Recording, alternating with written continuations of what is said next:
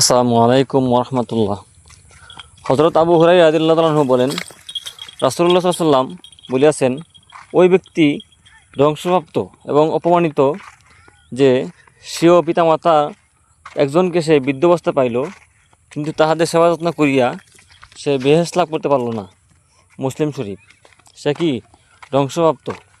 তার মা হোক বাবা হোক, যে কোনো একজনকে পাইল অথবা উভয়কে পাইল বৃদ্ধ অবস্থায়, আর তাদের সেবা যত্ন করিয়া সে বেহেশত লাভ করতে পারলো না, সে ধ্বংস হোক।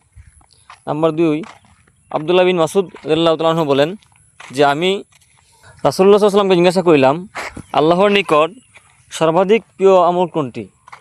রাসূলুল্লাহ সাল্লাল্লাহু আলাইহি ওয়াসাল্লাম বলিলেন, যথা সময় নামাজ আদায় করা। এবং পুনরায় জিজ্ঞাসা করলাম, এরপর কোন আমলটি শ্রেষ্ঠ?